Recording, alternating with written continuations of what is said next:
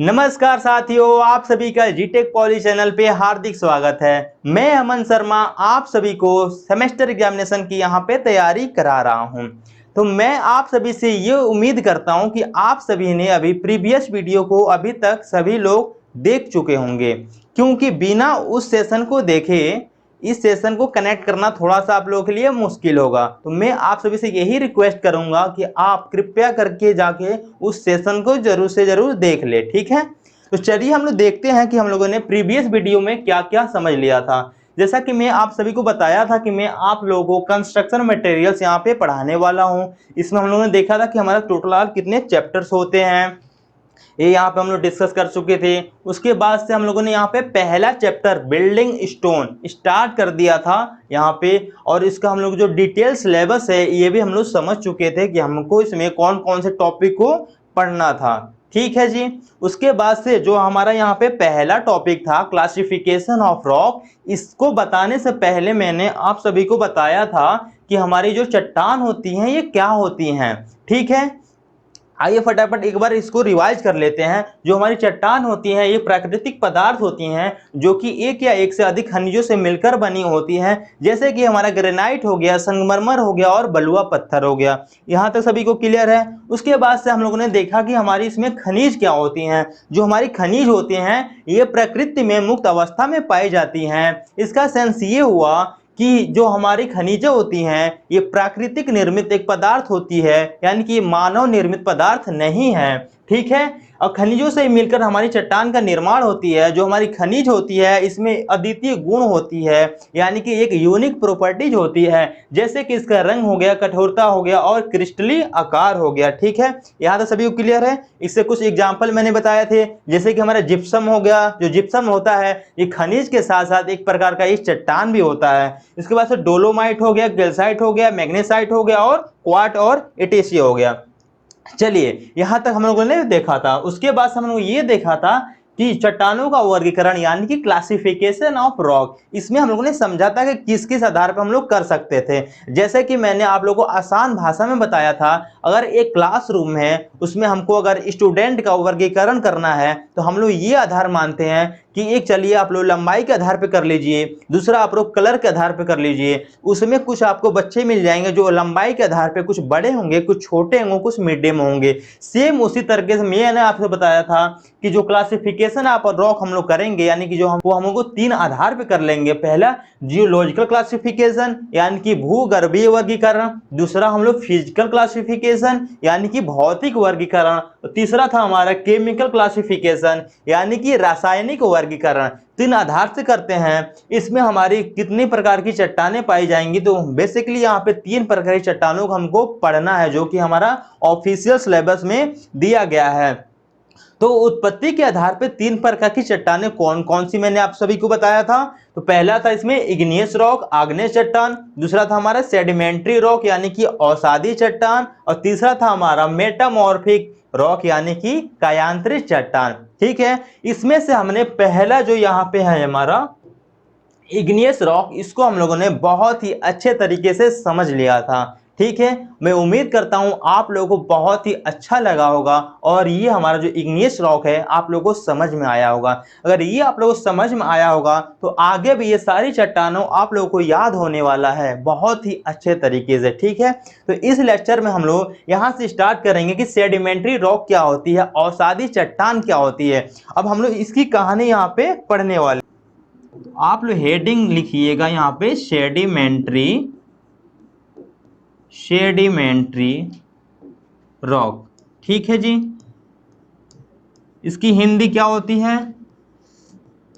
अवसादी अवसादी चट्टान, ठीक है। अब इसकी कहानी क्या होती है, इसकी कहानी क्या है, इसकी कहानी हम लोग यहाँ पे समझने वाले हैं।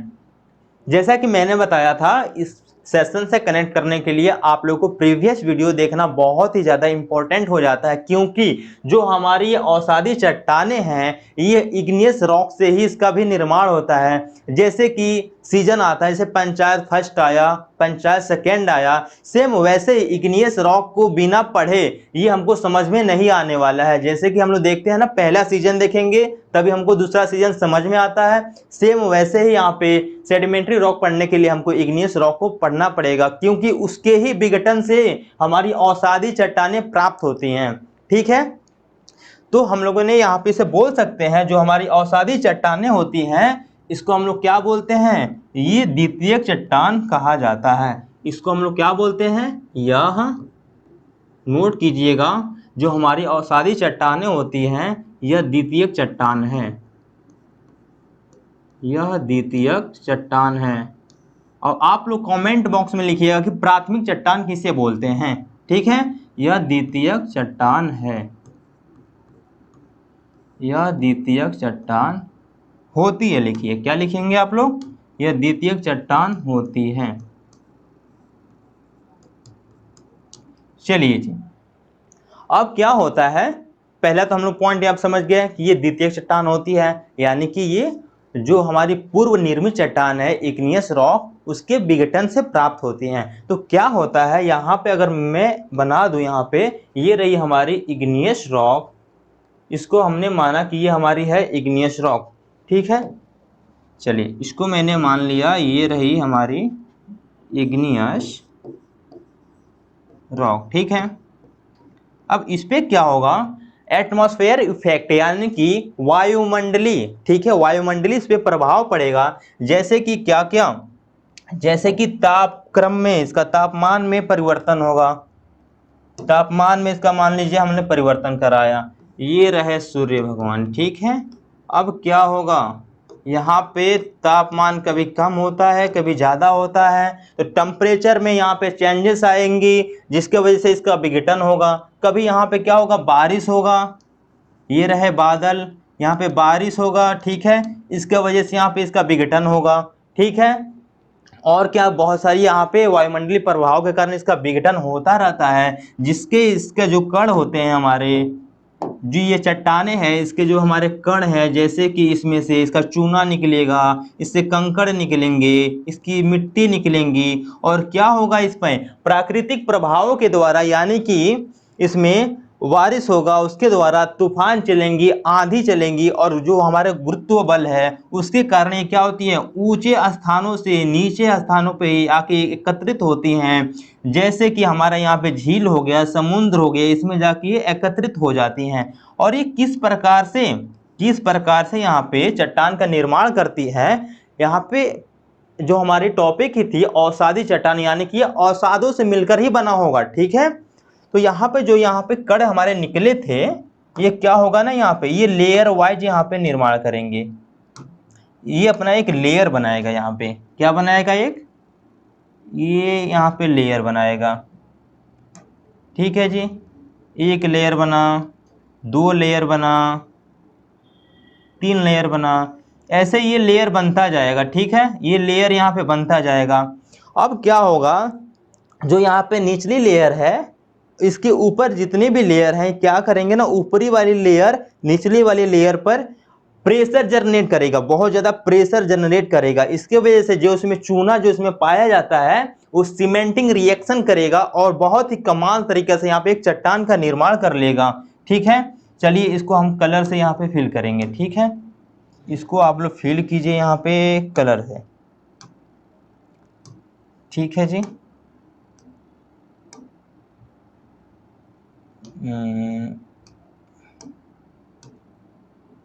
चलिए दूसरा कलर ले लेते हैं हम लोग, ये ले लीजिए,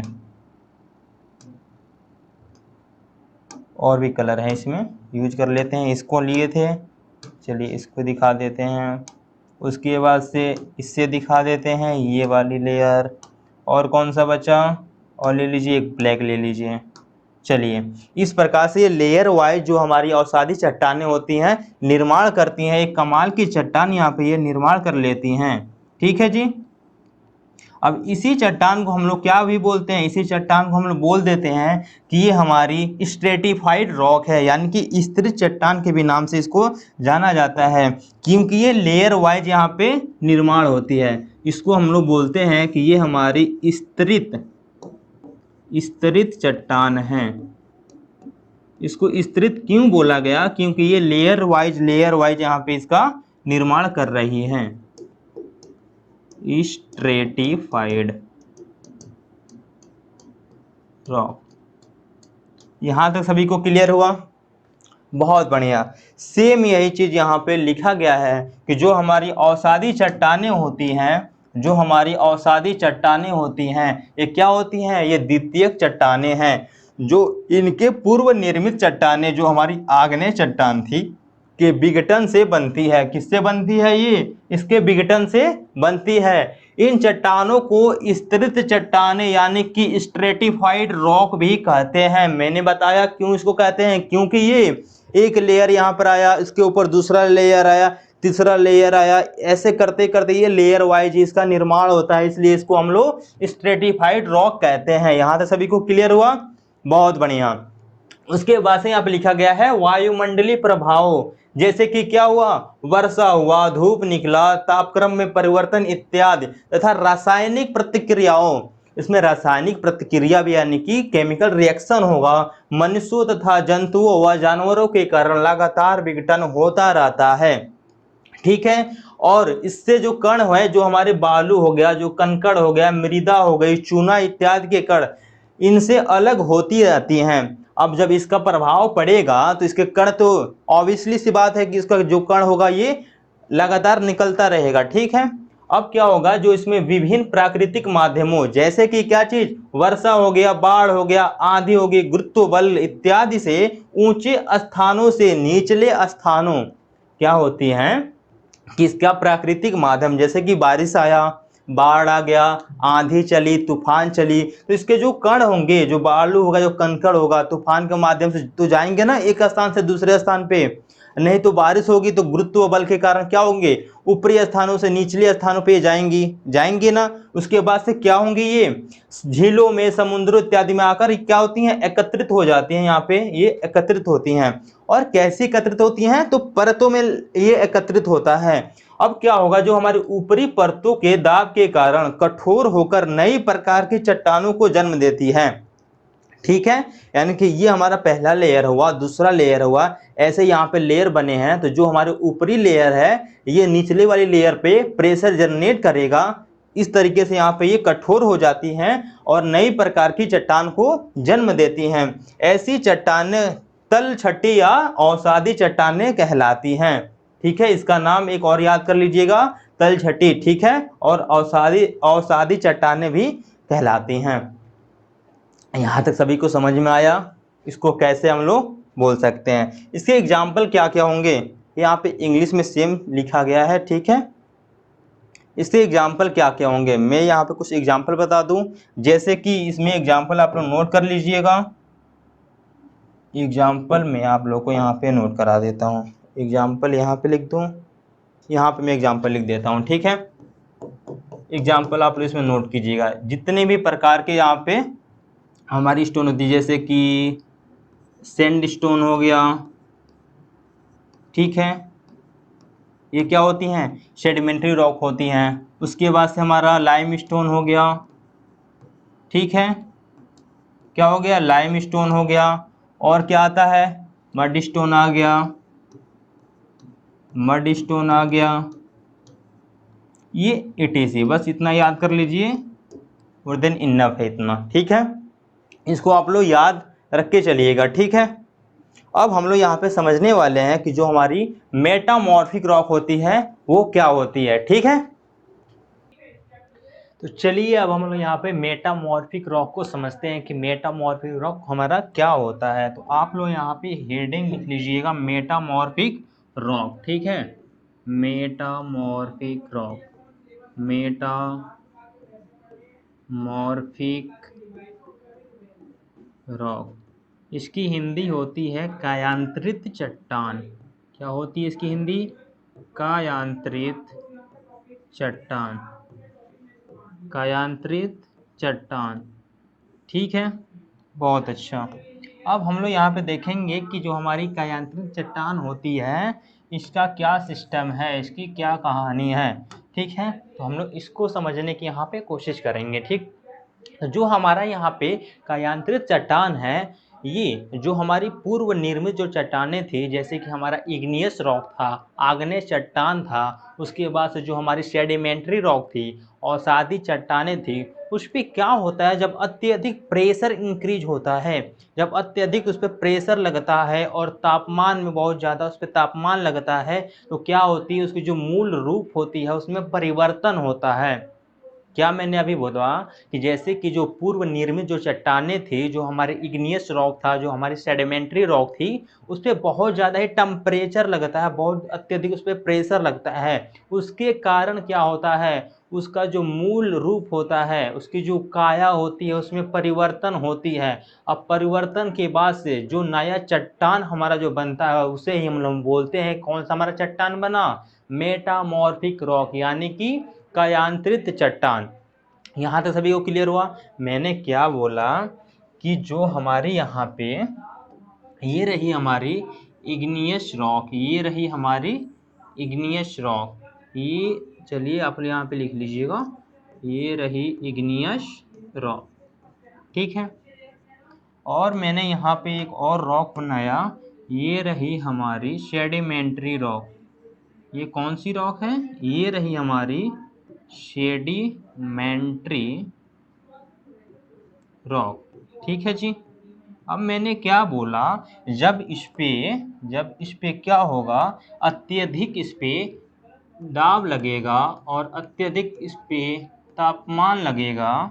जब इस पे बहुत ज़्यादा दाब लगता है और जब इस पे ताप लगेगा तो इसका जो मूल रूप है, इसका जो मूल रूप होता है उसमें क्या होता है, परिवर्तन होता है। इस पे क्या लग रहा है, तो आप यहाँ पे लिख लीजिएगा, इस पे temperature and pressure, temperature and pressure बहुत ज़्यादा जब लगता है तो इसका जो मूल रूप होता है वो क्या होती है, परिवर्तन हो जाता है। इसके दौरान जिस यहाँ पे रॉक का निर्माण होता है उसे ही हम लोग बोलते हैं कि ये हमारी जो रॉक है ये मेटामॉर्फिक रॉक है।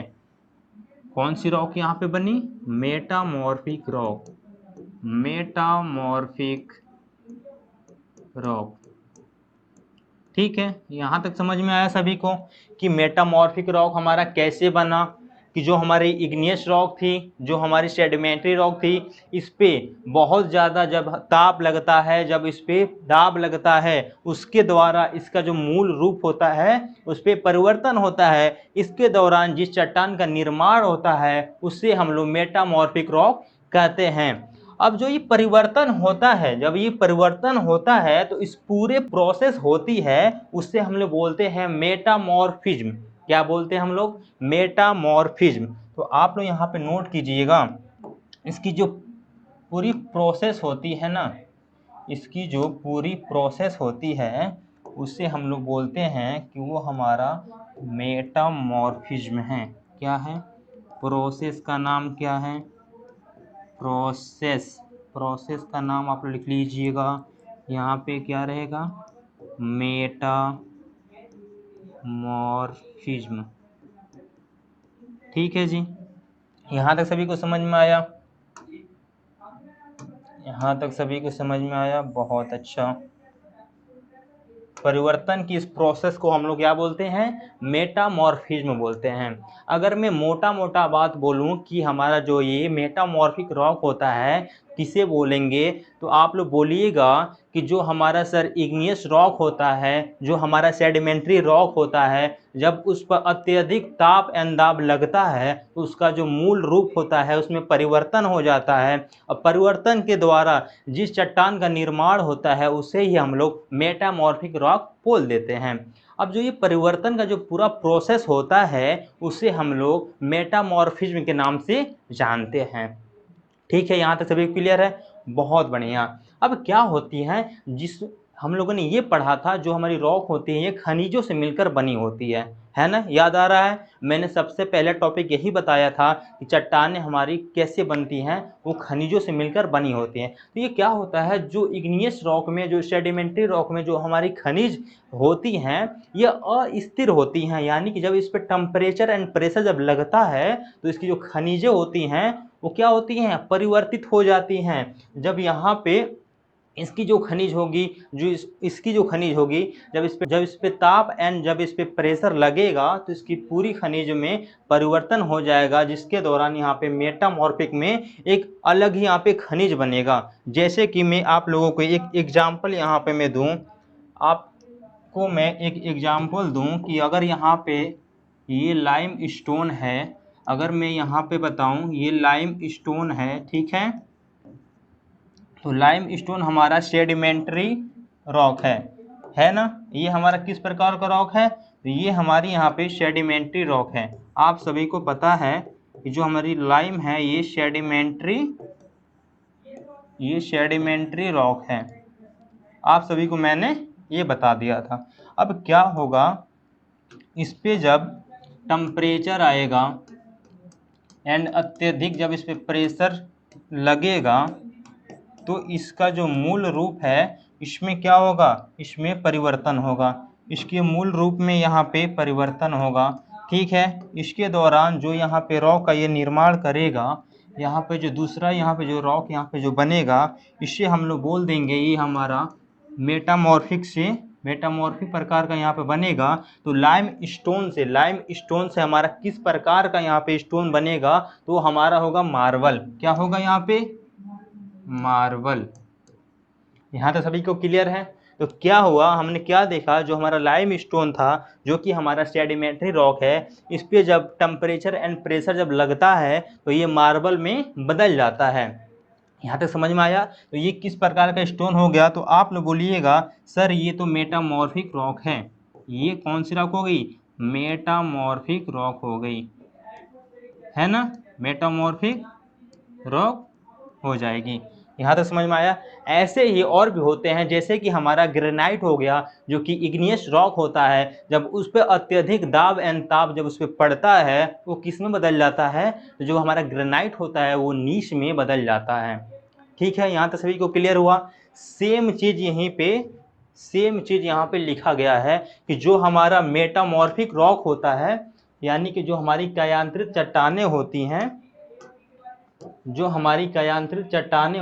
क्या होती हैं, तो आग्नेय और अवसादी चट्टानें जब अत्यधिक ताप और दाब के अधीन होती हैं तो इनके काया या मूल रूप में क्या होता है, परिवर्तन होता है। मैंने आप सभी को यही बताया ना कि जो हमारी आग्नेय और जो अवसादी चट्टानें होती हैं, जब इस पे अत्यधिक ताप एवं दाब होता है तो क्या होती हैं, इनकी काया यानी कि इसमें इसकी जो मूल रूप होता है उसमें परिवर्तन होता है उसकी, और ये परिवर्तन की जो प्रक्रिया होती है उसके हम लोग क्या बोलते हैं, मेटामॉर्फिज्म बोलते हैं, यानी कि हिंदी में से रूपांतरण कहा जाता है। यहाँ तक सभी को क्लियर हुआ, ठीक है। उसके बाद से क्या है, तब ऐसी चट्टानों को हम लोग क्या बोलते हैं, कायांतरित चट्टानें कहते हैं।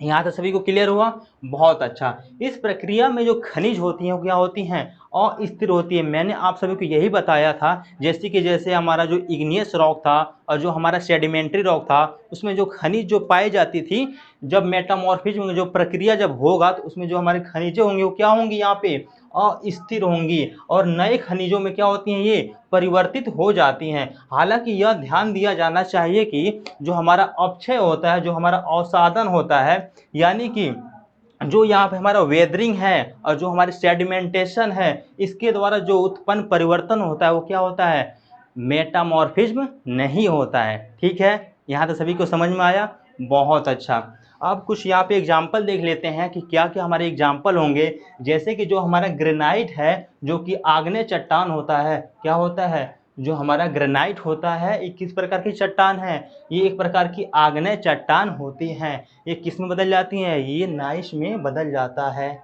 ठीक है। यहाँ तक सभी को क्लियर है, बहुत बढ़िया।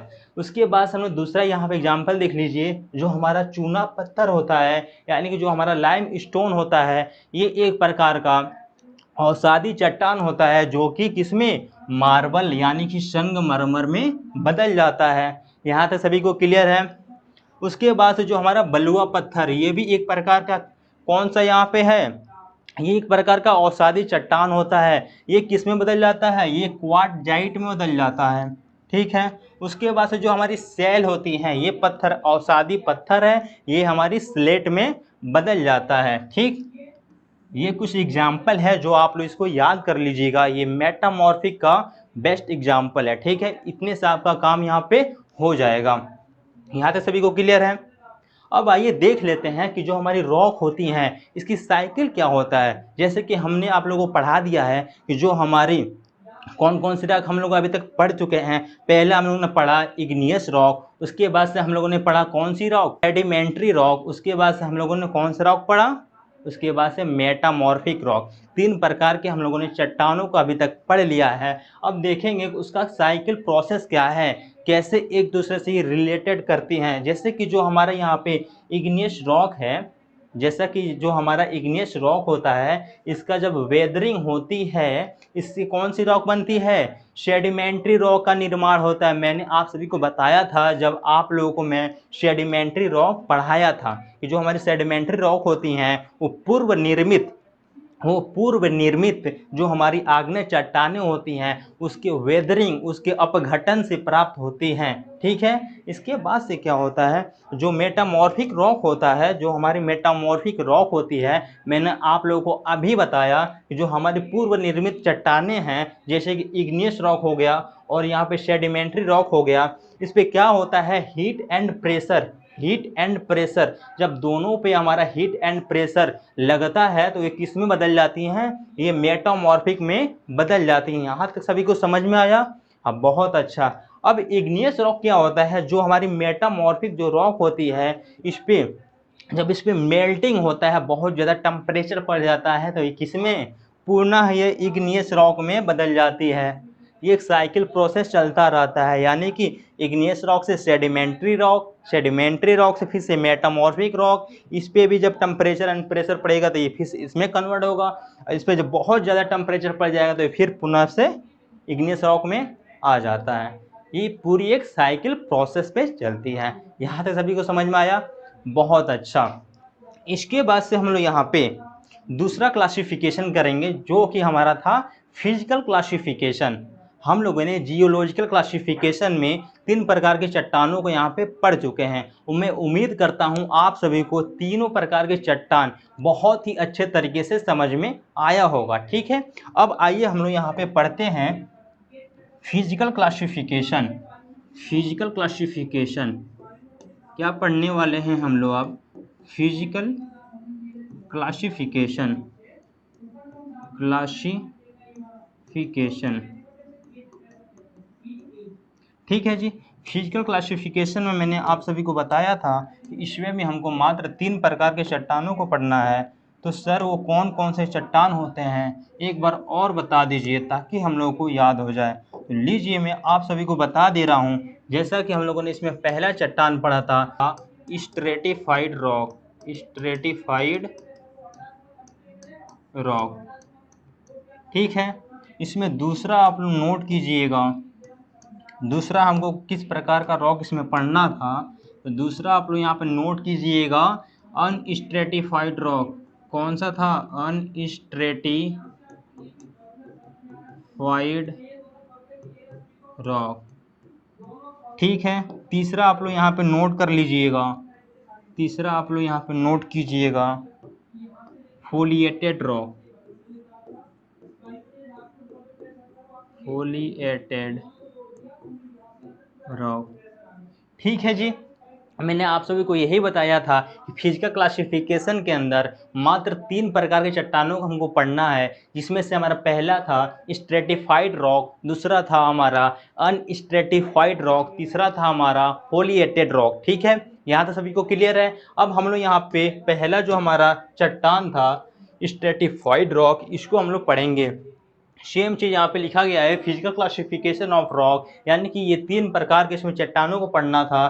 स्थिर चट्टानें यानी कि स्ट्रेटिफाइड रॉक, अस्थिर चट्टानें यानी कि अनस्ट्रेटिफाइड रॉक, उसके बाद से पत्तेदार चट्टानें यानी कि फोलिएटेड रॉक, ठीक है। इसमें से हम लोग पहला ये यहाँ पे समझ लेते हैं कि स्ट्रेटिफाइड रॉक हमारा क्या होता है, ठीक है।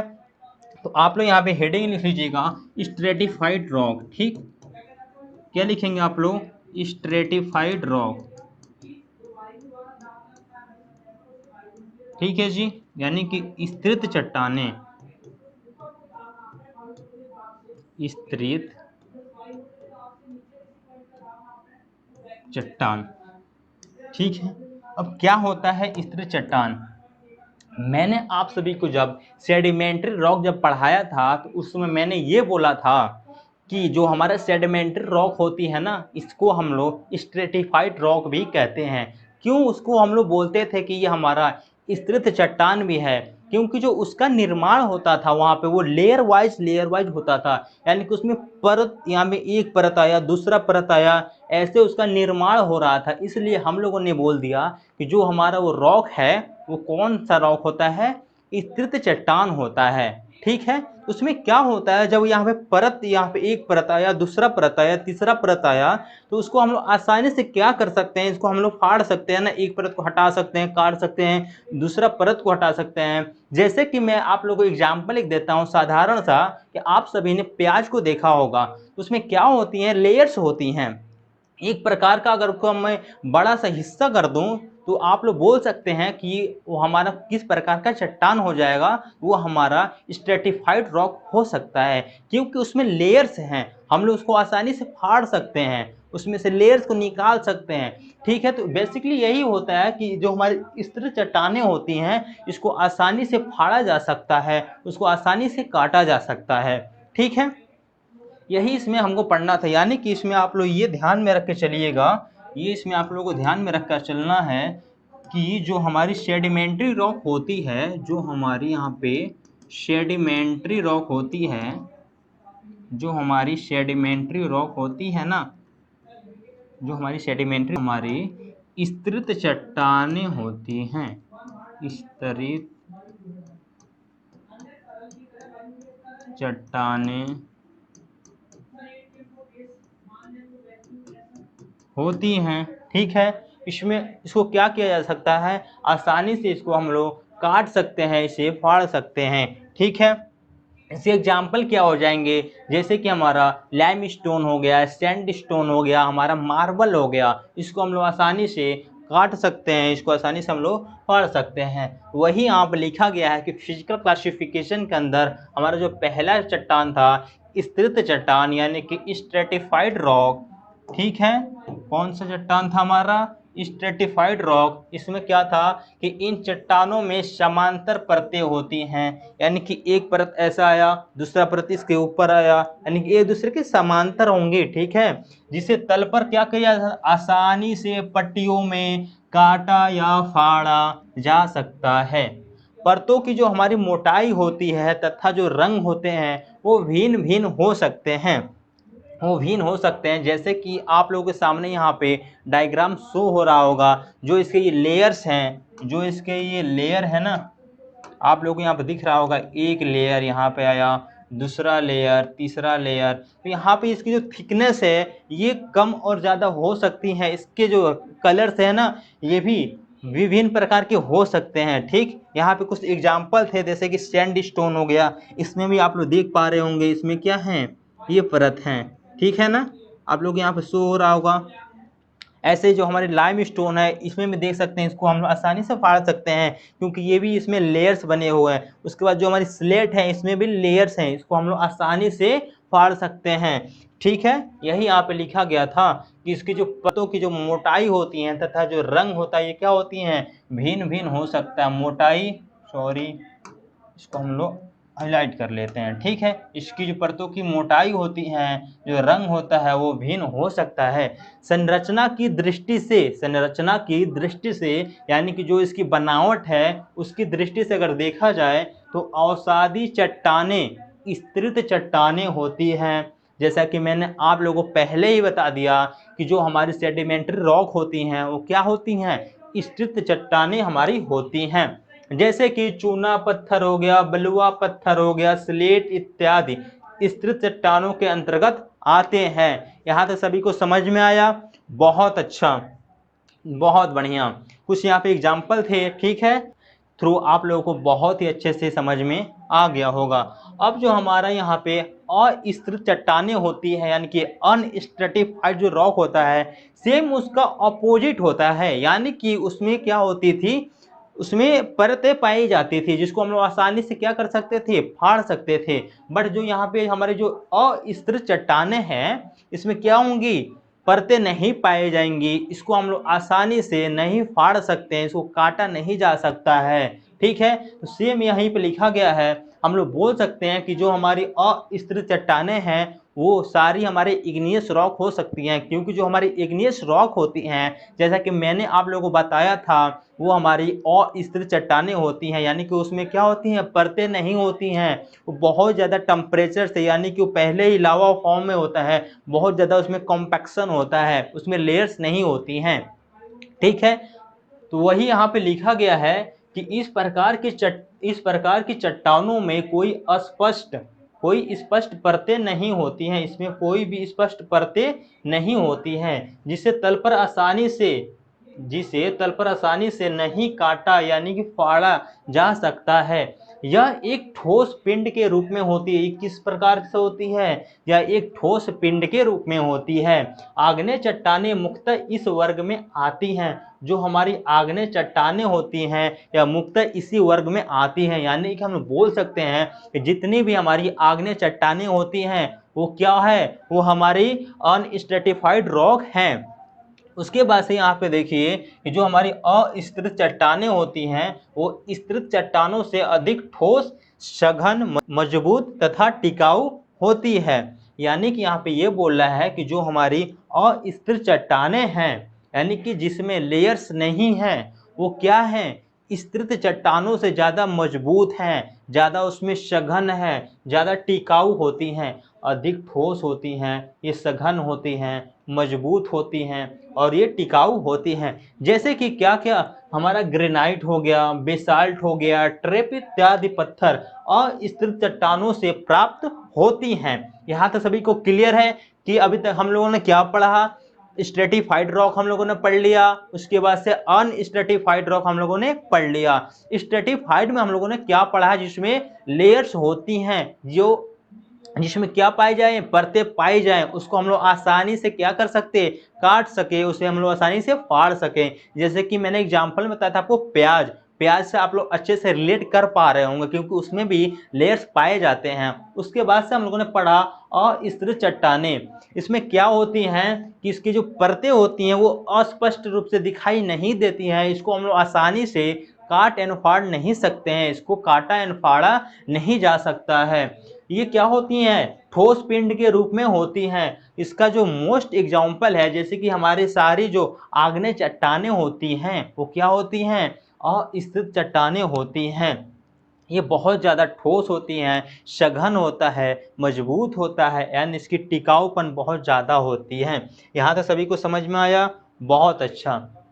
यहाँ पे एग्जाम्पल था, जैसे कि हमारा ग्रेनाइट हो गया, देख लीजिए ग्रेनाइट कुछ इस प्रकार का होता है। जो हमारा बेसाल्ट हो गया इस टाइप का दिखता है। जो हमारा ट्रैप हो गया, ऐसे जो हमारी जो स्लैब जो बनता है ना, उसमें जो गिट्टी जो पड़ता है ना, उसी को हम लोग ट्रैप बोलते हैं। देख लीजिए यहाँ पे आप लोगों को दिख रहा होगा, विजुअल हो रहा होगा। ठीक है, बहुत बढ़िया। अब आइए देख लेते हैं हमारा जो अगला जो चट्टान था, पत्तेदार चट्टान यानी कि फोलिएटेड रॉक। अब ये क्या होता है फोलिएटेड रॉक? ठीक है, तो फोलिएटेड रॉक एक प्रकार का क्या होता है ना, ये भी इसमें भी लेयर्स पाई जाती हैं, बट इसमें क्या होता है, एक निश्चित दिशा में इसको क्या फाड़ा जा सकता है, काटा जा सकता है। जब हम लोग स्थिर चट्टान को फाड़ते हैं तो वो क्या होता है ना, एक निश्चित दिशा में उसे नहीं कटता है, नहीं फटता है। बट जो हमारा फोलिएटेड रॉक होता है, ये क्या होता है ना, यानी कि पंडित जो हमारी चट्टानें होती हैं, इसमें क्या होता है, केवल एक निश्चित दिशा में इसको विभाजित होने की प्रवृत्ति होती है।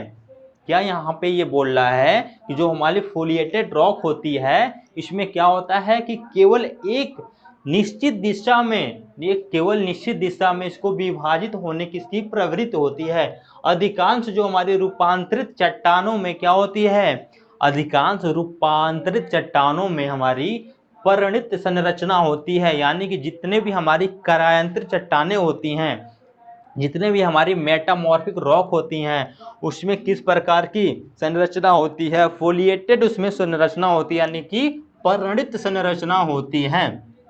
उसके बाद से यहाँ पे बोल रहा है कि क्वार्टजाइट और संगमरमर को छोड़कर जिनमें संरचनाएं क्या होती हैं, दानेदार होती हैं। यानी कि बस इसको और इसको छोड़ के, यानी कि क्वार्टजाइट और संगमरमर को छोड़ के, क्योंकि इसमें क्या होती है, दानेदार इसमें दानेदार संरचना होती है। तो इसको छोड़ के जितने भी हमारे मेटामॉर्फिक रॉक होती है ना, वो पोडिएटेड रॉक होती हैं। इसमें क्या होती है, एक परत इसमें पाई जाती है, इसमें यहाँ पे परतें होती हैं, बट इसमें ये गुण होता है कि एक ये निश्चित दिशा में क्या होती हैं, यह एक निश्चित दिशा में विभाजित होती हैं।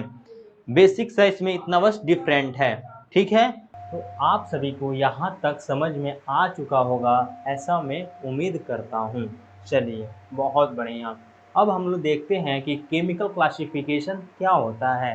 तो केमिकल क्लासिफिकेशन को बताने से पहले हम लोग आइए देख लेते हैं कि हम लोग क्या क्या अभी तक पढ़ चुके हैं, एक बार उसको रिकॉल कर लिया जाए। जैसा कि मैंने आप सभी को पहला टॉपिक पढ़ाया था जियोलॉजिकल क्लासिफिकेशन, उसके अंदर हम लोगों ने 3 प्रकार के चट्टानों को पढ़ा। पहला था हमारा इग्नियस रॉक, दूसरा था हमारा सेडिमेंट्री रॉक, तीसरा था हमारा मेटामॉर्फिक रॉक। ठीक है, हम लोगों ने बहुत ही अच्छे तरीके से इसको पढ़ा था। उसके बाद हम लोगों ने दूसरा पढ़ा था फिजिकल क्लासिफिकेशन। इसके अंदर भी हम लोगों ने 3 प्रकार के चट्टानों को पढ़ा। उसमें से पहला था हमारा स्ट्रेटिफाइड रॉक, दूसरा था हमारा अनस्ट्रेटिफाइड रॉक और तीसरा था हमारा फोलिएटेड रॉक। तो यहाँ तक आप सभी को बहुत ही अच्छे तरीके से समझ में आ चुका होगा, ऐसा मैं उम्मीद करता हूँ। अब चलिए हम लोग यहाँ पे देख लेते हैं कि केमिकल क्लासिफिकेशन में कितने प्रकार के हमको चट्टानों को पढ़ना है। तो आप लोग हेडिंग लिखिएगा केमिकल क्लासिफिकेशन। आप लोग क्या हेडिंग लिखेंगे, केमिकल क्लासिफिकेशन। केमिकल क्लासिफिकेशन, ठीक है, बहुत बढ़िया। केमिकल क्लासिफिकेशन में मैंने आप सभी को कितने प्रकार के चट्टानों को बताया था कि पढ़ना है। आप लोगों को याद है? आप लोगों को याद है? आप लोग याद किया कीजिए। आप लोगों से मेरा रिक्वेस्ट है कि मैं जब भी आप लोगों को जब बताता हूँ यहाँ पे जो भी बात रिपीट किया कीजिए। इससे क्या होगा कि आप लोगों को बहुत ही तेज़ी से सारी बातें याद होती जाएंगी। ठीक है, मैंने यहाँ पे ये बताया था कि जो हमारा केमिकल क्लासिफिकेशन है, इसके अंदर भी हम लोग को 3 प्रकार के चट्टानों को पढ़ना है। इसमें से हमारा पहला जो चट्टान है इसमें कैलकेरियस, कौन सा था, कैलकेरियस रॉक था। ठीक है, इसकी हिंदी क्या होती है, चूनामय, क्या चीज़, चूनामय चट्टान। ठीक है जी, बहुत अच्छा। उसके बाद से हमारा जो दूसरा चट्टान था इसमें, उसका क्या नाम था, दूसरा चट्टान हमारा आ जाएगा आर्जिलेशियस। क्या आएगा, आर्जिलेशियस रॉक। ठीक है, इसका हिंदी क्या होगा, मृत्तिका में चट्टान, मृत्तिका में चट्टान। ठीक है, इसके बाद से जो तीसरा इसमें चट्टान आएगा वो क्या हो जाएगा, तीसरा चट्टान आप सभी यहाँ पे नोट कीजिएगा, आप सभी यहाँ पे नोट कीजिएगा, सिलिशियस, सिलिशियस रॉक, यानी कि सिलिका में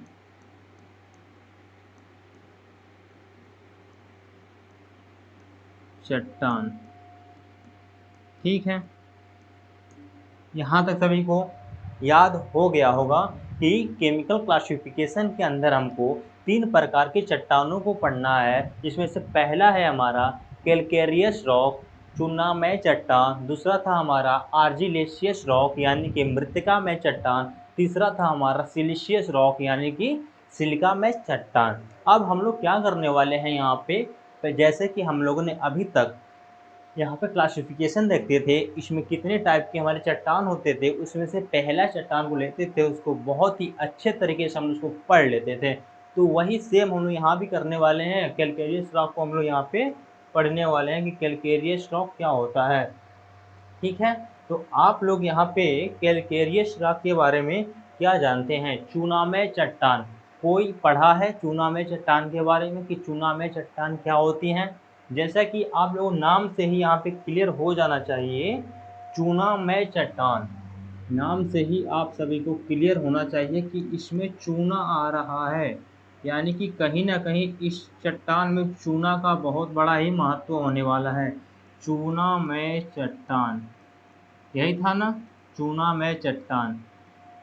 यानी कि इस रॉक में जो मुख्य घटक होगा रासायनिक तत्व का, वो चूना का होने वाला है। क्या होने वाला है उसमें? चूना होगा। यानी कि इसमें, इस चट्टान में जो मुख्य घटक होगा, तो यहाँ पे मुख्य घटक किसका होगा? मुख्य घटक इसमें चूना हो जाएगा, जिसको हम लोग क्या बोलते हैं? जिसका नाम होता है चूना का कैल्शियम कार्बोनेट। आप सभी ने पढ़ा होगा बहुत ही अच्छे तरीके से। इसको बोलते हैं हम लोग कैल्शियम कार्बोनेट, है ना। तो ऐसा चट्टान जिसमें चूना का मात्रा सबसे ज़्यादा हो, तो उस चट्टान को हम लोग बोल देंगे कि वो हमारा चट्टान चूनामय चट्टान है। ऐसा नहीं होता है कि इसमें बस यही रासायनिक तत्व पाया जाता है, इसमें और भी सारी रासायनिक तत्व पाई जाती हैं, बट चूने का इसमें मेजॉरिटी बहुत ही ज़्यादा होती है, इसलिए हम लोग बोलेंगे कि हमारा चूनामय चट्टान है। सेम चीज़ यहाँ पे लिखा गया है। जैसे कि मैंने आप सभी को बताया था कि केमिकल क्लासिफिकेशन के अंदर 3 प्रकार के हमको चट्टानों को पढ़ना था। जैसे कि हमारा पहला था चूना में चट्टान, दूसरा था हमारा मृत्तिका में चट्टान, तीसरा था हमारा सिलिका में चट्टान। तो वहाँ पे सेम चीज़ यहाँ पे ये लिखा गया है चूना में चट्टान के बारे में। क्या लिखा गया है? चूना में चट्टान यानी कि कैलकेरियस रॉक, ठीक है। यानी कि इन चट्टानों में क्या होता है? चूना मुख्य घटक होता है, मैंने अभी यही बताया, है ना। उसके बाद से जैसे कि कैल्शियम कार्बोनेट, आप सभी यहाँ पे पढ़ चुके होंगे 12th में कि कैल्शियम कार्बोनेट का फॉर्मूला क्या होता है? CaCO3 होता है। बहुत अच्छा। उसके बाद से क्या है? चूना में चट्टानों का जो टिकाऊपन है ना, जो चूना में चट्टानें होती हैं, इसका जो ड्यूरेबिलिटी होती है, ये किस पे? इसके गठन पे, इसके ये गठन पे और वातावरण पे निर्भर करता है। यानी कि इसका फॉर्मेशन कैसा है और इसके इन्वायरमेंट पे, यानी कि कोई अगर चूना में चट्टान है, उसका कैसे फॉर्मेशन हुआ है उस पर डिपेंड करता है, और उसका वातावरण वहाँ का कैसा है। यानी कि वो अगर बारिश होगी तो चूना है तो ऑब्वियसली सी बात है वो क्या होगा? वो क्या होगा? पिघलेगा, है ना। बारिश होगी तो वहाँ पर कहीं ना कहीं इसको इफेक्ट जरूर करेगा। इसलिए यहाँ पर लिख दिया गया है जो चूना में चट्टानें होती हैं उसकी जो टिकाऊपन है उसके गठन एंड वातावरण पर निर्भर करता है। उदाहरण के लिए जैसे कि चूना पत्थर हो गया, संगमरमर हो गया और डोलोमाइट इत्यादि बहुत सारी यहाँ पे चट्टानें हमारी होती हैं। यहाँ पे कुछ मैं आप सभी के लिए इमेज लाया हूँ बहुत अच्छा सा, जैसे कि आप लोग देख सकते हैं यहाँ पे लाइम स्टोन बहुत ही ज़बरदस्त तरीके से यहाँ पे दिखाया जा रहा है। उसके बाद से मार्बल, आप सभी ने देखा होगा आजकल घरों में बहुत ही यूज होने वाला ये हमारा स्टोन है, ठीक है।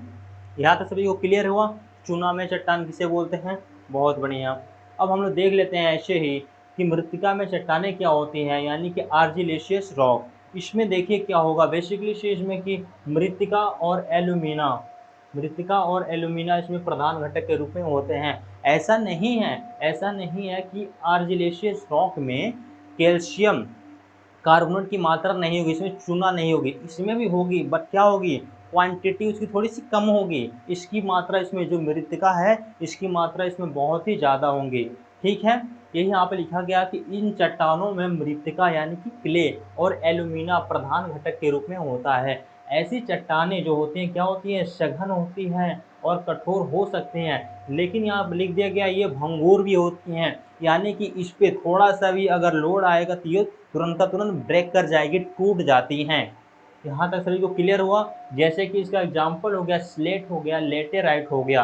बेसिकली हमको यहाँ पे देखने के लिए ये मिलेगा कि ये लाल रंग की होती हैं, जैसे कि हमारा जो चूना में चट्टानें थी, आप लोग कहीं भी देखिएगा उसमें सफ़ेद रंग का वो होगा। बेसिकली अगर जितनी भी चट्टानें देखी जाएँ तो जितनी भी चूना में चट्टानें होती हैं वो सफ़ेद रंग की हमको देखने के लिए मिलती हैं। बट यहाँ पे अगर मृत्तिका में चट्टानें होंगी तो उसका जो कलर होगा वो कहीं ना कहीं रेड जैसा होगा। ठीक है, यहाँ से सभी को क्लियर है? बहुत बढ़िया। अब हम यहाँ पे देख लेते हैं सिलिका में चट्टानें, यानी कि सिलिशियस रॉक। अब इसमें क्या होता है कि इन चट्टानों में जो मुख्य घटक होता है किसका होता है? सिलिका का होता है, SiO2 का होता है। अब ऐसा नहीं है कि जो सिलिका में चट्टानें होती हैं इसमें लाइम की मात्रा ना हो, इसमें भी होगा चूना, बस क्या होगा, बहुत ही कम मात्रा में होगा। ठीक है, इसमें भी योग होगा, इसमें क्ले भी होगा, बस बहुत ही कम मात्रा में होगा। बट जो इसमें सिलिका होगा वो क्या होगा, बहुत ही ज़्यादा मात्रा में होगा, इसलिए इसका सिलिका मैं चट्टान के नाम से इसको जाना जाता है। ये चट्टानें बहुत ही कठोर होती हैं और टिकाऊ भी होती हैं। जैसे उदाहरण के तौर पे यहाँ पे ग्रेनाइट दिया गया है, बेसाल्ट दिया गया है, ट्रैप है, क्वार्टजाइट है, साइनाइट इत्यादि हैं। ठीक है, ग्रेनाइट देख लीजिए कुछ इस टाइप का यहाँ पे दिखाया गया है, बेसाल्ट कुछ इस टाइप का दिखता है, और यहाँ पे ये ट्रैप है। यहाँ तक आप सभी को समझ में आया? बहुत ही बढ़िया। उम्मीद करता हूँ मैं अभी तक के जितने भी क्लासिफिकेशन हैं आप सभी को बहुत ही अच्छे से समझ में आ चुका होगा। अगर आप लोगों का अगर ये सारे क्लासिफिकेशन क्लियर है तो आप लोगों का मान लीजिए कि 5 नंबर यहाँ से क्लियर हो जाएंगे, क्योंकि आप लोगों का यहाँ से क्वेश्चन इस टाइप का बनेगा कि आप सभी भूगर्भीय आधार पे चट्टानों का वर्गीकरण कीजिए। तो आप लोग बहुत ही आसानी तरीके से यहाँ पे कर सकते हैं, क्योंकि मैंने आप सभी को पढ़ाया है जियोलॉजिकल आधार पे, यानी कि भूगर्भीय आधार पे चट्टानों का वर्गीकरण हम लोग तीन, उसमें कितने प्रकार की चट्टानें पाई जाती हैं? 3 प्रकार की चट्टानें पाई जाती हैं। तो आप लोग वहाँ पे लिख के आ जाइएगा कि पहला हो जाएगा हमारा आग्नेय चट्टानें, दूसरा हो जाएगा हमारा अवसादी चट्टानें, तीसरा हो जाएगा हमारा कायांतरित चट्टानें। तो ऐसे ही यहाँ पे क्वेश्चन यहाँ पे BT UP के द्वारा बनाए जाते हैं, तो आप लोग बहुत ही अच्छे तरीके से यहाँ पे करके आने वाले हैं। तो मैं उम्मीद करता हूँ आप लोगों को ये वीडियो बहुत ही अच्छा लगा होगा। चलिए नेक्स्ट सेशन में हम लोग मिलते हैं, वहाँ पे हम लोग देखेंगे कि पत्थरों की सामान्य विशेषताएं क्या क्या होती हैं, यानी कि जर्नल कैरेक्टरिस्टिक ऑफ स्टोन हम लोग वहाँ पे पढ़ने वाले हैं, और भी बहुत वहाँ पे इम्पोर्टेंट टॉपिक डिस्कस करेंगे। तब तक के लिए आप लोग अपना ख्याल रखिएगा। Thank you.